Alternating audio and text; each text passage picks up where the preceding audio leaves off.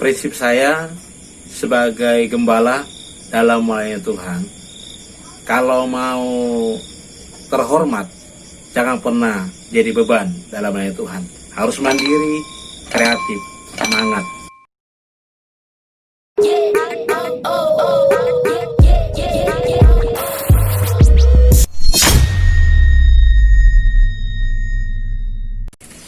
Shalom, jumpa lagi bersama saya Ferry Panggabean di channel Karismata dalam acara Ngobras, ngobrol bareng sambil santai. Hari ini saya mau ngobrol-ngobrol bersama dengan Bapak Pendeta Anton Situmeang, STH, SPD, didampingin dengan Ibu Gembala Ibu Juni Megawati Guru Simanjuntak SKM. Kita bersyukur di suasana yang cerah pagi hari ini bisa sama-sama berkumpul dan kita mau sharing-sharing. Kita akan melihat kegiatan yang dilakukan sama Bapak Gembala, Ibu Gembala dan juga tim di tempat ini. Kita melihat suasana kegiatan di pagi hari dan juga kegiatan di malam hari. Jangan kemana-mana, ayo kita saksikan sampai selesai. Ya, kita mau ngobrol-ngobrol nih. Panggilan akrabnya Pak Anton aja kita, Pak, ya. Saya melihat ada begitu banyak hal yang Bapak kerjakan di sini yang kreatif. Ada hidroponik juga banyak, ada caisim, ada pakcoy, ada kangkung dan lain sebagainya. Ini Bapak coba semuanya dan dikerjakan. Belum lagi kerupuk ikan, ada lagi jamur ayam. Wah, begitu banyak ini yang Bapak kerjakan. Boleh nggak Pak diceritakan nanti satu persatu? Kita juga pengen tahu. Yang pertama, apa idenya sehingga Bapak bergerak untuk mengerjakan hal-hal ini? Ya, puji Tuhan, saya mengerjakan semuanya karena berawal dari prinsip. Ya, prinsip kita kalau mau terhormat dalam melayani Tuhan, jangan kita jadi beban, supaya Tuhan bisa dipermuliakan dan kita juga boleh melayani dengan leluasa, tidak menjadi beban bagi orang lain. Dan saya juga percaya kalau kita bekerja itu juga adalah sarana ibadah, di mana kita bisa memuliakan Tuhan ketika pekerjaan yang kita lakukan itu membuat orang lain terinspirasi dan mereka mendapat berkat. Ya tentu Tuhan juga yang dipuji, dan itu bagi saya juga adalah bagian dari pelayanan. Dan itu sebabnya kita memulai dari awal, kita telah menggeluti beberapa pekerjaan pada awalnya ya, dan terakhir ini kita membuat ternak ayam. Tapi kemudian itu ternak ayamnya Pak karena melihat pakannya, kosnya terlalu besar, sehingga kita buat pakan sendiri. Kita fermentasi dan kita buat dari sayur-sayuran dan limbah-limbah dapur. Dan air fermentasi itu kita gunakan, kita manfaatkan menjadi POC. POC apa tuh Pak ya? Pupuk organik cair. Oh, ya. Pupuk organik cair. Jadi istilahnya pertama kali yang Bapak kerjakan di sini bikin ternak ayam gitu Pak ya? Iya, ternak ayam. Iya. Dan tanaman-tanaman di sekitar kita yang organik seperti cabai, bawang, kunyit yang lain, itu kita pakai POC itu Pak. POC iya. Ya. Dan bukan POC penjajahan Jepang dulu nih, bukan ya? Itu POC Pak itu. Oh, POC iya. Ini POC, pupuk organik cair. Pupuk organik cair. Iya. Nah, pupuk organik cair ini Bapak gunakan untuk ke sayur-sayuran, tanaman. Iya, tanaman organik. Berarti dari ayam, dari kotoran ayam ini Bapak olah untuk menjadi pupuk. Iya. Oh gitu. Selain dari ayam, pakan ayam juga. Dari pakan ayam juga. Jadi pupuk. Oh, jadi itu pupuk. Tadi yang POC, pupuk organik cair. Pupuk organik cair. Air bekas fermentasi, bekas membuat pakan ayam, airnya itu kita saring untuk tanaman, makanannya itu untuk ayam. Lalu ayam-ayam ini Bapak jual atau dikonsumsi sendiri atau gimana kira-kira Pak? Dahulu sudah kita jual, tapi untuk saat ini kita lagi pengembangan dan lebih banyak dikonsumsi sendiri karena kita ingin pengembangan dari bibit yang ada. Oh ya, jadi telurnya, dagingnya semua selain bisa dijual, bisa juga untuk konsumsi sendiri gitu Iya. Pak ya. Luar biasa. Oke, lalu ini kan ada juga kita lihat ada hidroponik, kangkung pakcoy, pagoda, selada segala macam nih sedang Bapak buat, sudah dikerjakan di riset. Ini gimana dulu ceritanya Pak sampai Bapak bisa kerjakan hidroponik ini? Dimulai ketika awal-awal pandemi, ketika ibadah mulai mengalami pengurangan kegiatan dan tentu sangat berdampak ya kepada pemasukan khususnya gembala-gembala bagi kami gereja yang otonom Pantekosta karismatik ya tentu terasa, dan karena melihat perlunya penambahan ya perlu kita keuangan, jadi kita membuat apa yang bisa kita lakukan, kita kerjakan. Nah, saya Mulai cari ide nih Pak ya. cari ide, Iya. lalu kita buatlah hidroponik. Ya, pada awalnya kita buat kecil-kecil karena belajar. Ya, kita belajar tidak melihat langsung atau tidak diajari. Memang kita hanya melihat dari YouTube dengan Facebook. Oh, Jadi kita belajar dari YouTube dan Facebook, dari Iya, media sosial gitu media Pak ya. sosial. Wah, kreatif. Kita belajar, kita searching, kita berselancar, Ah. terus lihat-lihat medsos, lihat Google. Ya, kita kemudian memutuskan praktek. Langsung praktek. Langsung praktek. Oh. Kita buat kecil dahulu, dan ketika setelah berjalan dan kita melihat ada penambahan sedikit dana, kita tambah lagi sampai saat ini Pak. Oh, jadi awalnya itu memang baru coba-coba sedikit dulu Pak ya. Iya. Begitu dicoba berhasil, akhirnya ditambah terus. Tambah terus. Lalu setelah ditambah ini hasilnya dimakan sendiri atau Bapak jual atau gimana Pak? Kalau makan sendiri Pak, tidak bisa Pak. Kambing yang bisa makan sayur sendiri. Banyak soalnya ya. Iya, banyak. Oh, Banyak. jadi menjualnya Bapak datang ke toko-toko, dijualkan ke toko-toko atau datang di pasar-pasar, gimana caranya Pak? Iya. Marketingnya memang ini yang kebanyakan orang menyadari sulit sehingga tidak mau berhidroponik. Tetapi kami melihat pengalaman ketika bahan ada, ketika ready sayur yang akan dijual, pasti akan banyak nanti orang yang akan datang.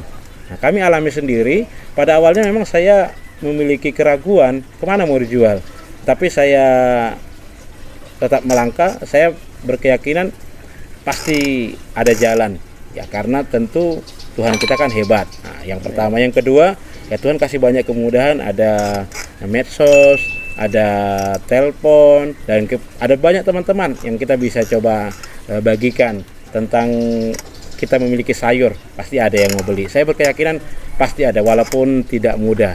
Dan pada pelaksanaannya ternyata banyak Pak yang membeli. Sampai Viral akhirnya Pak ya, viral ya mungkin iya, Pak ya. mungkin banyak. Ternyata kita malah tidak bisa memenuhi Oh iya, permintaan saking banyaknya pasar. nih ya. Makanya bertambah-tambah terus Pak. Oh iya. Karena permintaan yang datang, Iya. kita tidak bisa mencukupi. Nah, sehingga kita harus tambah lagi supaya ya menjaga, ada yang memesan ya kita jaga supaya baik hubungan ya, sehingga bisa berkepanjangan usaha ini. Luar biasa Pak. Sebelum kita lanjut ke pertanyaan berikutnya, kita seruput dulu kopinya Pak ya. Bisa ya sambil seruput dulu Pak ya. Sambil seruput kopi. Oke. Iya. Wah, untuk hidroponik kita tes dulu Oke, Pak. tes dulu, iya. Luar biasa nih Iya. kopi. Kopi buatan Ibu Gembala lezat. Iya. Kalau boleh tahu nih Pak, hidroponik jenis apa aja sih yang pernah Bapak buat? Saya buat hidroponik lebih banyak ke sawi-sawian ya. Sawi. Ada pakcoy, ada caisim, ada samhong, ada selada. Saya pernah juga sampai saat ini ya masih buat kangkung, kale, dan Kale? Iya, kale. Nah, kale ini Kale, kangsal, telur gitu kan? ya, kale ini jenis tanaman superfood. Kale. Ya, jenis tanaman superfood. Superfood. Ya, superfood itu artinya makanan yang super, gizinya super. Oh, gizinya super. Ya, kale ini termasuk makanan yang superfood. Harganya tinggi juga Pak di pasaran. Oh, Ya. iya. Jadi tanam juga daun mint. Daun mint. Iya. Oh, daun mint ini untuk apa tuh Pak ya? Untuk pemanis di piring itu ya? Ya, bisa juga. Tapi kebanyakan ini untuk minuman air teh untuk teh. di hotel. Kira-kira apa sih Pak rencana Bapak ke depan untuk produk-produk hidroponik ini Pak? Saya rindu hidroponik ini. Saya bisa pelajari dan lewat yang saya dapat dengan praktek langsung, saya bisa share kepada jemaat di tempat saya terlebih dahulu dan kemudian kepada rekan-rekan teman gembala dan kepada jemaat-jemaat lain bagi yang rindu melakukan hidroponik supaya ekonominya bisa meningkat. Ya, saya mau share ya dengan ya sukacita, dengan gratis, karena saya juga dapat gratis dari Tuhan. Diberi pengetahuan itu dengan cuma-cuma. Puji Tuhan. Oke Pak, kita seruput lagi sekali kopinya Pak, biar enak sedikit tenggorokan ya. Kopi Garoga ini Pak. Oh, ini kopi Garoga ya? Iya Pak. Wah, Pak Romulus ini jagonya. Sering saya pantau di media sosial waktu zaman-zaman pandemi corona lagi tinggi-tingginya. Saya lihat dulu Bapak bagi-bagi masker, baju APD. Itu gimana ceritanya Pak? Puji Tuhan. Ya, kemarin kami diberikan Pak, dihibahkan kira-kira 200 potong kain masker, dan dia kasih itu untuk jemaat.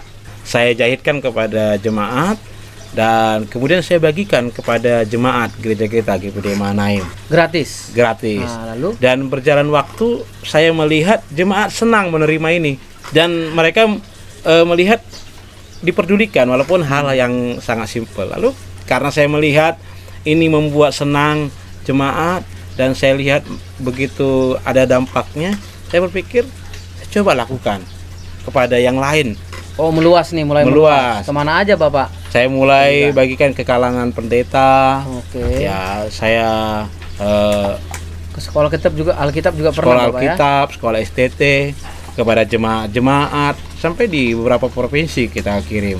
Oke. Dan kemudian kita mulai kembangkan lagi di luar lingkungan gereja. Kita sudah berbagi lagi ke pasar. Oh, untuk orang umum maksudnya? Umum maksudnya. Oh. Siapa saja yang kita jumpa di pasar, kita berikan. Saya pernah lihat juga Bapak serahkan ke puskesmas juga Pak ya? Iya, Itu gratis juga Pak? gratis juga. Sama APD-nya juga Bapak serahkan Dengan gratis APD-nya, semua? iya. Itu biaya Bapak tanggung sendiri lalu Bapak jahitkan dan dibagikan? Iya. Oh, Itu biaya kita adakah sendiri. Puji Tuhan ada beberapa orang yang bersimpati Ya. dan mereka tergugah membantu kita dengan memberikan. Oh. Ada yang memberikan 500.000, ada yang memberikan 100.000, dan itu kita gunakan. Kelola. Ini yang dikelola untuk membuat APD gratis tadi. Iya, sehingga semakin banyak kita bisa produksi. Bahkan kita sudah sampai kirim ke luar provinsi, Luar APD provinsi. sampai dengan facial. Tetap gratis juga nih Pak ya? Ya, ada yang gratis, tetapi pada waktu kemudian ada orang yang memang mereka mau membeli. Akhirnya keuntungan itu menjadi subsidi silang. Oh, Ya, Pak. tetap ya. Ya, Oke. kita jahit pada waktu itu ya karena kita belum punya mesin jahit, kita pinjam mesin jahit, Pak. Itu waktu Bapak bagi masker itu waktu terjadi kelangkaan masker di apotik-apotik Pak ya. Iya. Makanya Bapak punya ide untuk membagikannya ke masyarakat. Iya, supaya bersama-sama kita memerangi corona. Oh, jadi itu sudah berhenti Pak pekerjaan itu menjahit itu atau gimana? Sudah berhenti untuk masker. Iya. Tetapi Tuhan membuka jalan untuk semakin kita mengalami peningkatan. Sesudah masker itu pada awalnya Pak, masker itu kita meminjam mesin jahit Pak. Jadi kita sekarang ada anak Tuhan yang melihat kita perlu mesin jahit dan dia memberikan mesin jahit kepada kita. Wah, luar Iya. biasa. Jadi karena ada mesin jahit sekarang, kemudian kita bersama-sama dengan jemaat, ada beberapa jemaat yang memang berposisi sebagai tukang jahit. Jadi kita coba ciptakan peluang usaha. Iya, Jadi iya. kami membuka juga tawaran kepada teman-teman gembala pendeta yang mungkin mereka membutuhkan baju pendeta, Jubah. kemeja pendeta, Oh, iya. jubah pendeta, butuh selempang, butuh semua aksesoris gereja. Aksesoris ya. Berarti belajar dari proses membuat masker dan APD, akhirnya di situ terinspirasi untuk membuat jubah, baju pendeta dan lain sebagainya gitu Pak ya. Iya, Belajar karena dari- masker sudah nggak ada lagi Pak. Oh, Nah, jadi- karena sekarang masker sudah mudah dicari ya. Dari cari. Karena kita melihat ini Pak, jemaat ini membutuhkan pekerjaan. Oh, Karena jemaat yang tukang jahit mengalami kendala dapat orderan. Mesin jahit yang ada pada kita yang Ya. dihibahkan orang itu kita yang di pastor yang menggunakan, dan jemaat yang mempunyai mesin jahitnya di rumah mereka buat juga di rumah masing-masing. oh, jadi Bapak yang dapat order lalu Bapak bagi juga ke jemaat yang dulu pernah membantu bikin APD Iya. gitu. Wah. Supaya mereka ada peningkatan ekonomi. Ya, itu tugas kita sebagai gembala. Ya, menyediakan bagaimana supaya ada juga kebutuhan untuk jasmani mereka. Kita buka jalan dan ya puji Tuhan.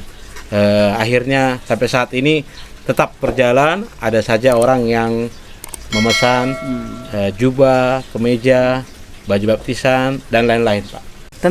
Tentang kerupuk Pak, gimana Bapak dulu punya ide bisa bikin kerupuk ikan? Karena membutuhkan peningkatan pendapatan Pak. Nah, itu yang mendasari. Lalu kemudian saya coba cari apa yang kira-kira bisa dikerjakan untuk mendapatkan pendapatan yang bisa dilakukan sebagai saya gembala yang tidak akan mengganggu pelayanan. Nah, saya terpikir kerupuk ya, kerupuk ini ada kerupuk ikan ya. Kami sudah produksi, sudah jual sampai ke luar provinsi juga. Tuh ya, jadi proses kerupuk ini dari mulai bahan mentah sampai ke jadi kerupuk itu diproses sendiri atau gimana Pak? Iya, dari bahan mentahnya Oh. sampai proses dan sampai jadi penggorengan pemasaran kita masih sendiri. Kerupuk ikan Juanevra. Iya. Oh, luar biasa ya. Rasanya juga luar biasa. Rasanya maknyus, Maknyus, krenyes, sama renyah. renyah, gurih. Aku juga udah pernah coba. Di sini Udah. rasanya bikin nagih ini Pak. Rasanya bikin nagih. Nagih utang mas ini Pak ya. Jadi ini dua Pak ya. Bapak juga jual yang bahan mentahnya sampai udah jadi kerupuk. Ya, ada yang Oh, ini mentah masih apa ya? Mau digoreng nih ya. mau digoreng. Ini yang sudah digoreng. Digoreng. Nanti ada ukuran yang 1/4, setengah kilo, ada juga yang eceran ke warung-warung kecil. Makanya kita berjalan pelan-pelan Pak. Step by step ya. Iya. Yang penting dikerjakan dulu. Dikerjakan dulu. Iya. Ini juga nanti Bapak akan kelola untuk nanti diajarkan juga nih ya ke jemaat Pak ya cara membuat kerupuk ikan gitu Pak ya. Iya, saya berpikir kalau saya sudah kerjakan, mereka melihat dan mereka melihat menguntungkan, mereka mau mengerjakan. Kalau saya hanya menyampaikan buat begini, nanti untuk mereka mengerjakan belum tentu karena belum melihat. Jadi mereka sudah melihat menguntungkan, mereka kerjakan. Tentang jamur Pak, itu lalu Bapak buat jamur juga. Gimana ceritanya Pak? Iya, jamur kita buat, tapi masih skala kecil, Pak. Ketika kita sudah lakukan dan sepertinya bisa dan ada peluang keuntungan, ya kita tambah. Jadi untuk saat ini jamurnya masih sedikit. Saya tetap memikirkan apa kira-kira lagi yang bisa dikerjakan, yang ada bisa menambah pendapatan, tetapi bisa sesuai dengan saya sebagai gembala dan bisa kita yang mengatur waktunya, tidak akan menghalangi kegiatan pelayanan khususnya sebagai saya gembala lah di gereja. Saya pelajari dan saya beranikan mencoba sedikit dulu Pak. Ya, puji Tuhan berhasil dan kami sudah banyak menikmati hasil jamurnya. Sekarang saya mendorong ada beberapa jemaat yang akan mendalami di sana.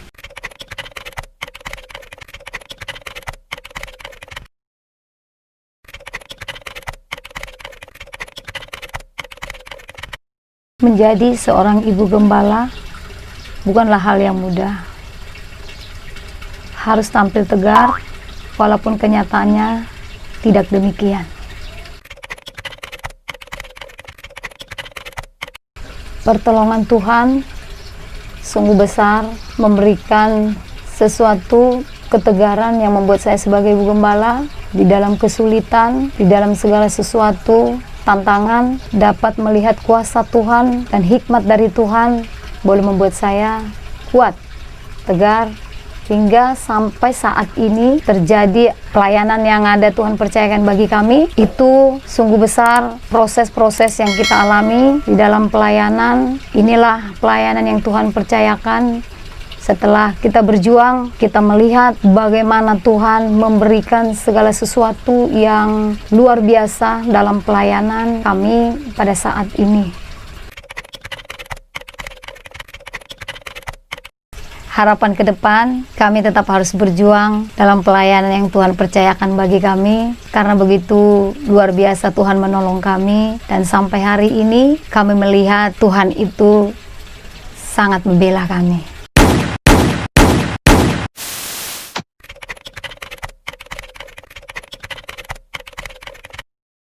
Nama saya Markup Sipahutar, digembalakan di GPD Mahanaim Sigunggung sejak 3 tahun yang lalu lah, dan iman saya semakin berkembang, semakin maju semenjak digembalakan di GPD Mahanaim lewat bimbingan Bapak Gembala kami Anton Situmeyang. Kami bersyukur semua keluarga besar saya semakin hari semakin maju iman percayanya untuk mengikut Tuhan Yesus.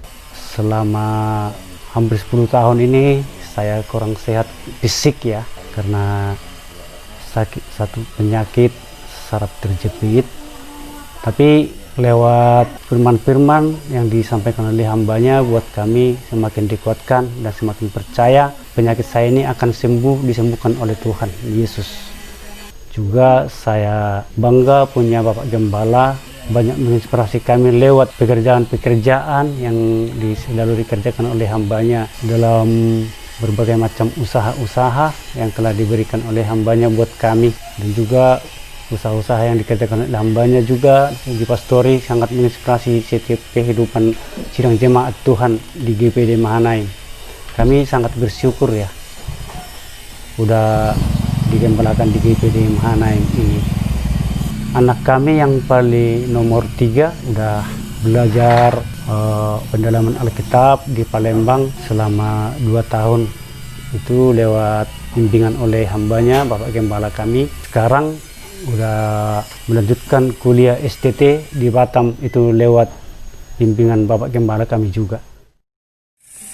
Salam, puji nama Tuhan.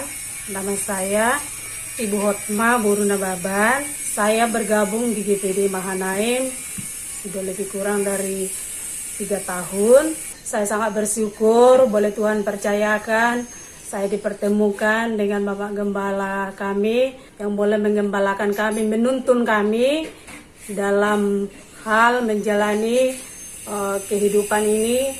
Apalagi pada saat ini adalah masa-masa yang sulit, tapi kami sangat boleh diberkati lewat kehidupan Bapak Gembala kami, di mana kami boleh melihat semangatnya yang paling luar biasa. Boleh kami contoh dari Bapak Gembala kami, pantang menyerah.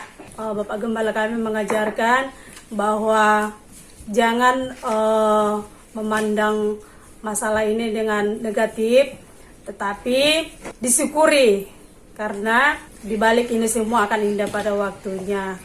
Jadi kami tetap didukung dalam menghadapi kesulitan-kesulitan sekarang ini, dan tetap percaya bahwa Tuhan itu luar biasa. Dan satu hal juga yang patut kami contoh dari Bapak Gembala kami, selalu bekerja, baik juga dalam rohani, baik juga dalam usaha-usaha. Saya sangat bersyukur dan bangga boleh tergembala di GPD Mahanaim. Puji nama Tuhan. Saya bangga dengan sosok wanita yang Tuhan beri di samping saya ini. Membuat saya semakin mantap melayani, semakin semangat, semakin hebat melayani. Ini penasehat ajaib saya.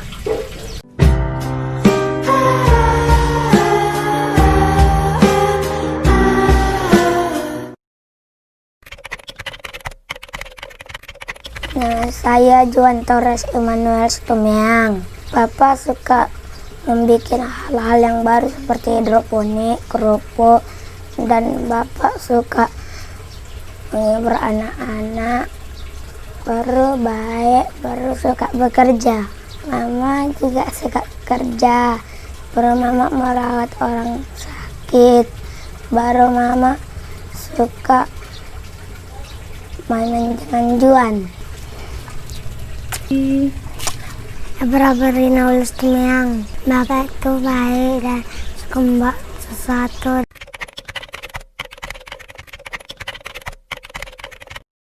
Motivasi saya menjadi pendeta karena saya melihat banyak pelayan Tuhan yang lari melenceng dari panggilan Tuhan. Berkali-kali saya lari dari panggilan dan berkali-kali Tuhan menegur saya melalui berbagai kejadian, dan akhirnya saya memutuskan membulatkan tekad untuk melayani Tuhan di Sekolah Alkitab Palembang pada tahun 2000, dan sampai saat ini saya setia dan berkomitmen setia terus melayani Tuhan.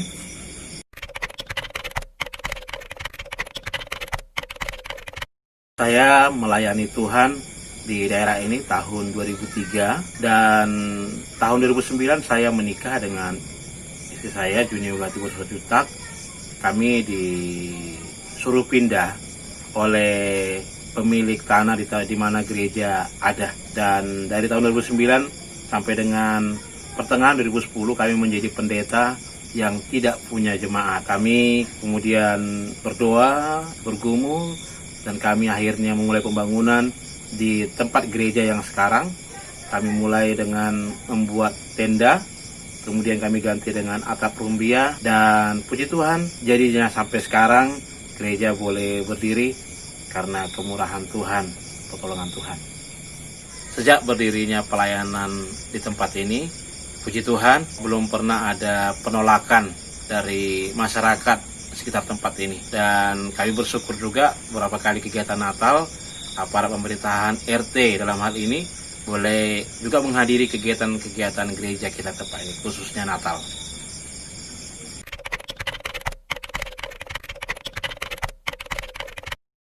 Gereja ini saya buat GPD Mahanaim karena saya melihat dalam iman tempat ini adalah tempat nantinya seperti Mahanaim.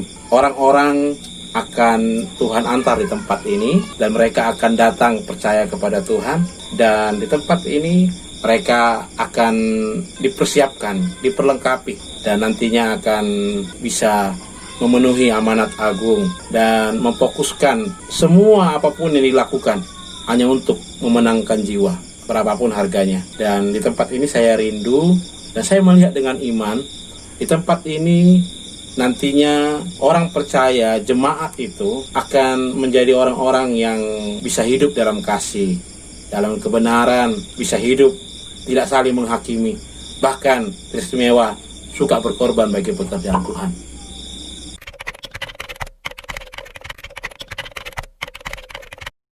Prinsip saya sebagai gembala dalam melayani Tuhan, kalau mau terhormat jangan pernah jadi beban dalam melayani Tuhan.